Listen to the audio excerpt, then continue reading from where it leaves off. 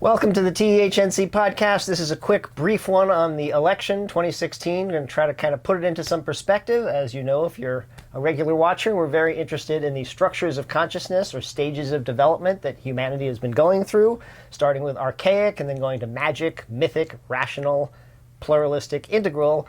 We are currently now, the rational industrial age is industrialization, science and technology, and the nation state, capitalism. These are all products of the rational age, and we as a species are moving towards pluralistic, in which we begin to feel interconnectedness between everyone, and that is the backdrop of this 2016 election, I would say, is that there's a shift happening, and we have, on the one hand, a reaction against that, on the one hand, a desire to push forward, and then we also have a center that wants to incrementally keep changing as things are happening. Yeah. That is why we decided to do this podcast and talk about this, and Mark, whose expertise is in integral psychology, and particularly how it relates to consciousness and media and that, has some thoughts. Well, just to piggyback off of what you're saying, we are at this bifurcation point, this between two major stages of development, and this election is kind of a swirling whirlwind in this bifurcation point. The Right. bifurcation point is like from chaos theory, which basically says that systems evolve to a point where then they collapse and make room for new systems to be born. Right. So the old system, just to clarify, the rational industrial, what sort of would you say constitutes that system? Well, basically, in the United States, we are actually simultaneously in the rational industrial and the pluralistic informational. And the mythic, And to some the extent, mythic which is underneath agricultural is underneath it all. And so we've got these three forces going on, but the big transition, our technologies are rooted in informational, which is pluralistic, where academia is strongly pluralistic in some ways. Now the military-industrial complex, the government, and the corporate state is actually still heavily rooted in the rational, industrial, nation-centric consciousness. Right. Well, how would that be defined? Like, what's an example of how they're rooted in the rational? When you go through social services, you know, there's like A, B, C, or D. It's like, if you don't fit in A column, B column, C column, there's no... Right, so the system can't deal with you because it's a machine. So everything is structured and ordered. We talked about and mechanistic. The school system even is a perfect example of it. Yeah. You go in, you have 50-minute classes, a bell rings, you get up, you go to the next class. So it can't help but indoctrinate you into that kind of consciousness of obeying authority and getting up. And then when you move out into the works world, it's been very similar in the rational age. So this election, I was going to say, represents a shift. Well, yeah, this is an election taking place within this vortex of change. We've got like these archetypal forces going on.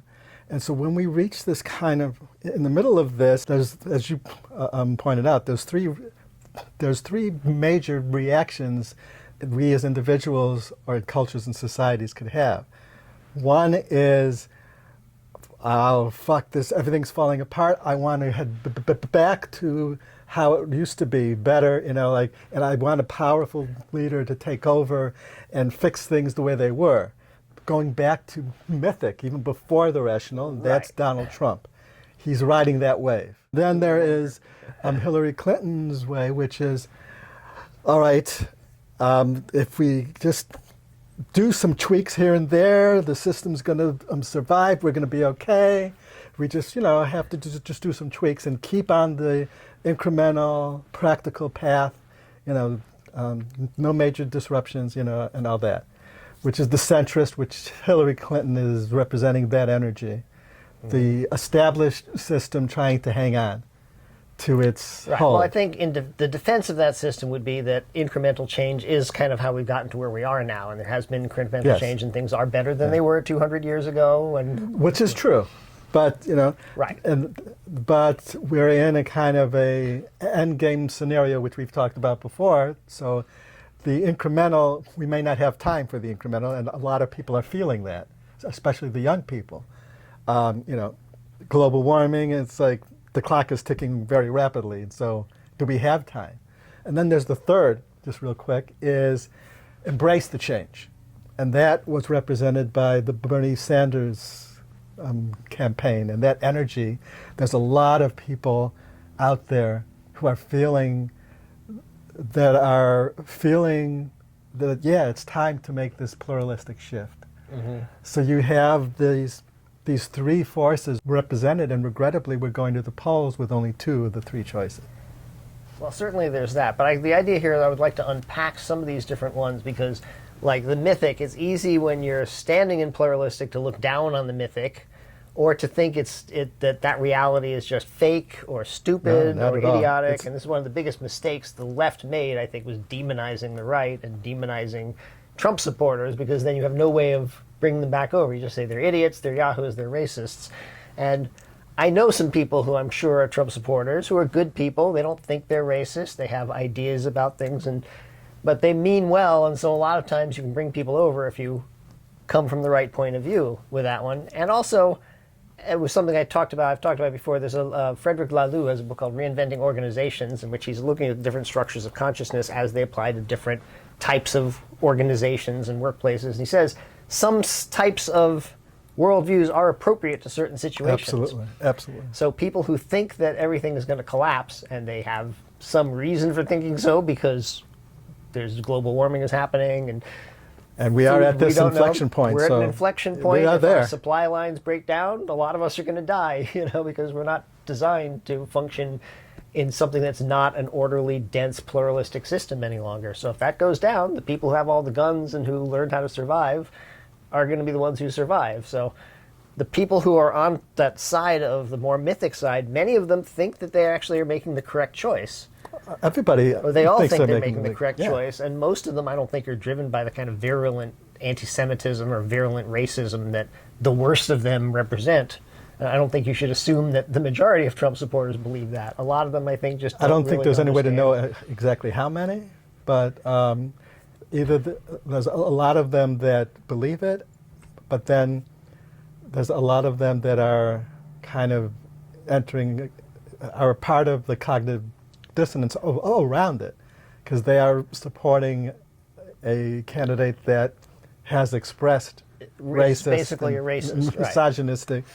So in order for them to follow him, even if they're not the extreme rabid, they're in a state of denial around but the racist. But I think a lot of the followers of Hillary Clinton are also in denial about her history and her there's with the Hillary Clinton, and, you have to, if you're at the rational structure, a lot of what she does is fine, but when you're at the pluralistic, it's like, wait a minute, it's like the old way that she represents.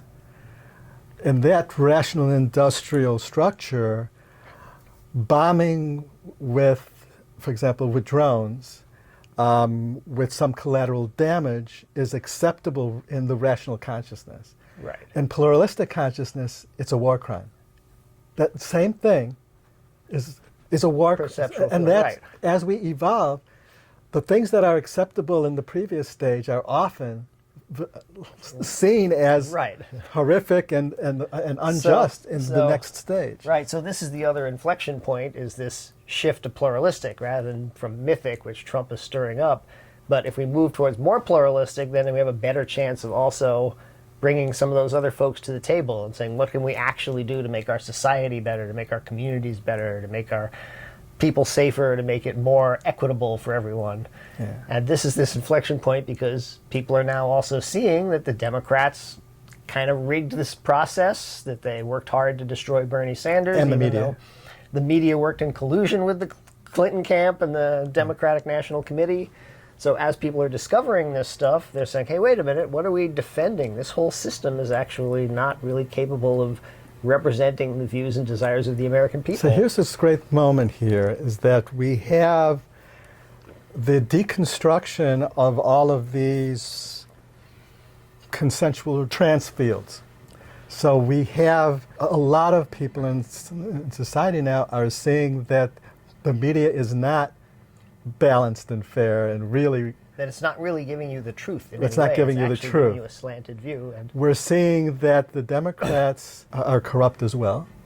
the impotence of the Republicans has been shown as Well, well. the impotence, because but Donald Trump, not just the impotence, the venality. what's going on with the Republicans is, in a way, the cognitive dissonance that the Republicans had to operate under these last few years to stir up the crazies while denying that a lot of the beliefs that they're using to stir them up are not part of the party. That kind of blew up on them, and now the racism, the misogyny, all of the stuff that they were using under the surface, now they can't cover up. And so now Right. Well, also, unfortunately for them, someone who's a perfect racist and all that stuff cropped up, but who's also not part of their party, who actually speaks, I don't want to say the truth, but he speaks in a way that's perceived as authentic. He seems like he just says whatever the fuck he wants. And he doesn't care because he knows that no matter what he says, the system will feed off of him and profit off of him, because the dictates of the rational industrial system, like the press, is that they have to cover him if it's profitable to do so. Or their shareholders would get mad at them if they didn't cover Trump. So the press, including CNN, one of the worst offenders, is a cancer on American health, because they actually fed us Trump continuously and said, well, we just have to cover him. We're blameless in this. But they covered these sort of fascist rallies. And as you pointed out, in many cases, they actually suppressed the truth about just how fascist they were. And while they were suppressing the rallies from Bernie Sanders. And while they were at the same time suppressing these 20, 30,000 person rallies for Bernie Sanders that were happening all over the place, a huge energized base, and the media suppressed that almost entirely. I mean, obviously they had to report that he existed because the internet exists, so they can't pretend there's no Bernie Sanders. Instead, they just run hit pieces, or they run little weird human interest things or whatever. But they avoid showing the huge crowds and the rallies and all that stuff. They avoid showing any power that he's gaining in power. Right. But this brings up a great interesting issue too, is that some people have noticed or said that Trump and Sanders had camps have some similarities, and others said, "What are you talking about? It's too extreme." And what's interesting is that when you get this kind of three-pronged reaction to this bifurcation point, you've got the left, the right, and the center. You've got heading back, regressing to the mythic, or trying to go forward to the pluralistic, or stay the center and slowly move forward. The two opposite sides, the ones that either want to go forward or backward, they see that the system is dying, or that it needs radical change. So there's a similarity in that they see... They're both revolutionary. They're both revolutionary, and they both see that they may not articulate it or understand it in this way, but they both get that this old system has to go. It's not working anymore. And so there's a similarity there, and there's a truth to that they both have. Right. The reaction to it is actually opposite, but they both see that. Right, and I would say both sides, unfortunately, have a little bit of a blind spot about the other. That they often think that the other is the enemy, when actually very often they agree on most things and could probably find... Yeah. Now, we're not talking about Trump himself, but right. I'm Trump talking supporters. about just all the people, the majority of people, because the majority of most people are good people, I think. I don't believe that most people are virulent racists. I don't believe that most people are lunatics on either end. I think most Although people... the construct field that we had, that there, to me, I thought we were a lot more advanced than it turns out we are. And I think Trump's campaign kind of revealed, it's like, was it a couple of years ago, the Republicans were hawking that racism is over, and the Supreme Court, they wanted to let the Voters' Rights Act lapse. They overturned the Voting Rights Act. Because there was no because it was not necessary anymore, because racism was over. Right. And I think there was a lot of, we've got an African-American president, and it's like we've come so far. The token effect. You get one black person in, and it might be another 50 years before you let another one in, but you feel like you've done your job. So there was this consensual trance that we had advanced pretty far.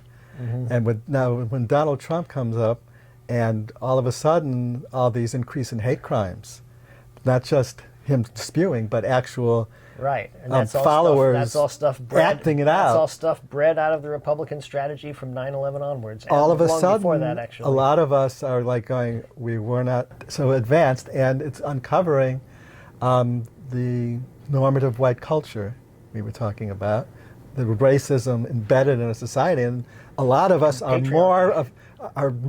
more affected by that than we thought. And so, combined with the videos of the police and what's going on with Trump, you have this awakening. Right, and patriarchy we've talked about too with Trump. I mean, perfect with Trump, example as this and guy who Clinton abuses women and a woman running for president. So you've got these two. So right. Trump is kind of the lightning rod. In a way, for me, he's channeling our shadow. He's sure. And so Trump represents the American shadow. He's the capitalist out of control. He's the bigot. He's the misogynist. He's almost a parody of a capitalist. I mean, like, you couldn't design a character like that in a movie, and it would not be believable. It would be too much of a satire of a fat, rich, stupid, crass, bullying business person, Quite a fascinating one. Anyway, but our point on this, though, is that it's a hugely anxiety-producing election. My Twitter is actually filled with people saying, good God, let this be over, let this be over. And it's just because every day is some new intense thing. But it's a fascinating peeling back of layers, because America's been in denial about a lot of things about ourselves, I think. Yes, I we think have. There's this tendency to think American exceptionalism means that we're the most exceptional at everything. And there's clearly a lot of places where we're failing miserably, and clearly that has to do with structural problems in which power is not evenly divided, in which the majority does not have a say in the way the government is run, and so therefore a lot of people, I can understand people who are not willing to vote for Hillary because she's part of a system. She promotes fracking, she promotes wars, she does all these things that people have said, it's enough. We're not going to wait another 4 years. And it's easy for especially progressives, affluent progressives, to say, this incremental thing, we have to do this for XYZ reasons, because we're not the ones who are being victimized by the industrial state, in a way, the rational industrial state. But there's also a evolutionary reason for going incrementally, in that a good portion of our society is held at Mythic, and they don't want to go to Pluralistic. Right. And so you've got this tension, and it's like, if you're trying to govern for all the people, you actually have to form the middle way. And if we weren't in this dire potential extinction scenario, I would say we should continue the incremental, because it is the healthiest, it's the easiest way. Right, but because we've got it's also the easiest, major but it's easy to say opposing that forces. if you're not the person who's being drone bombed. So in a way, you're Right. selling out the people who are really suffering the most under this system. To me, the best argument for voting for Hillary, and I probably won't in any case, but the best argument for voting for her is the tactical one. That Yes, absolutely. that if Trump gets in, he literally has the same psycho makeup as someone like Hitler or Mussolini. That is his psychological profile. Absolutely. He's a narcissist, he's power mad, he's completely heartless, he's probably a psychopath, and he's probably maybe a child molester. He's about to go on trial, a civil trial, for actually raping a 13-year-old girl, like threatening and raping a 13-year-old girl. So the guy is a creepy fucking guy and should not be in the White House. So that's the argument for Hillary, and also that if Hillary gets in and we can sweep a lot of Democrats in, enough Democrats into the House and the Senate, maybe things can change. I'm skeptical that any of that will happen, but obviously keeping Trump out, there's a reason for that. On the other hand, if you don't feel like you can vote for her, then vote for a third party. I'm in favor of the Jill Stein vote in California, because Hillary is going to win California no matter what. Or if you're feeling like you can't vote for Hillary, but you can't vote for third party because it feels like it's, you're worried about Trump, there's this new thing now where, it's not new, it's been done before, that if you're in a swing state, you could swap your vote. So there's a lot of people now who are swapping the vote, so that people like in California, where it's pretty assured that Hillary will win, a lot of people in California are voting for a third party for people in swing states who are going to vote for Hillary. So they're, Right. they're swapping their votes. Oh, that's cool. So Hillary supporters will actually do that and vote for Jill Stein. Yeah, and the reason for a Jill Stein vote is because if he gets past 5%, it makes a major difference to how the Green Party is able to proceed in the future, because the system is highly rigged against third parties like the Green Party or the Libertarians, and anything you can do to help them actually make progress is great. The best way is to just redo the entire system so that it's more equitable, but right that's now, not going to happen with Hillary in power. But right now we have this choice, and for many of us, we realize that either choice is not what we would maybe want or like and all that. Or what we need, what we actually need now. It's not a matter of just that's my preference. It's more a matter of that we face extinction, and the first thing to do is to change every system that stands in the way of us proceeding. But for me personally, to stop it. from an evolutionary perspective, holding an evolutionary perspective, I would say that voting for Trump is like the worst thing we can do, because that would hasten the escalation towards a possible extinction. And voting for Hillary, it would be easier for us to transform the system if she was as opposed to him. I mean, obviously the best thing would have been Bernie, from my perspective. Yeah. Well, it got stolen from them, so do we really want to put her in? I mean, it's kind of like a coup d'etat in a lot of ways. If you really want to be technical. The reality is it's like, but we need to, for me, I think we need to keep Trump out, and if we have to have Hillary, then it has to be strategic. It has to be tactical choice to put her in. Tactical, that it's just temporary, and we're going to work our asses off. We're not going to sit on a couch and wait till 4 years. We're going to work to get as many progressives into every office in the country as fast as we can. And then in 4 years, Elon Musk can run. Elon Musk and Jesse Ventura. There's a dream ticket. But bottom line is, this is actually a transformative process, and having what Trump and Clinton will represent, we need this. I don't know what's going to happen on Tuesday, but it's stirring up the psyche, our collective psyche, and it's playing a part in the deconstruction of these old construct fields. And so that in of itself, just, I know it can be depressing and stressful, all that's going on, but realize that at least right now, up until this moment, it's an evolutionary moment. It's an evolutionary moment, and they are helping us wake up, both of them.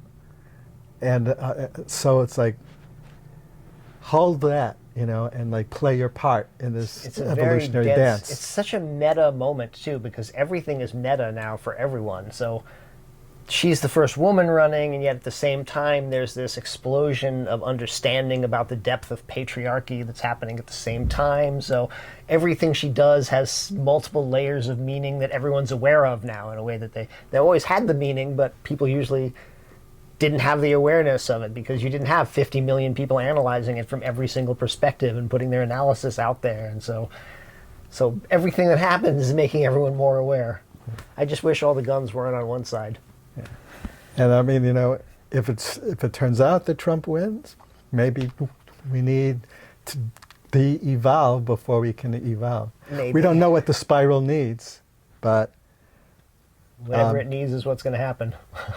Well, I think we often have choices in terms of how painful the transition will be.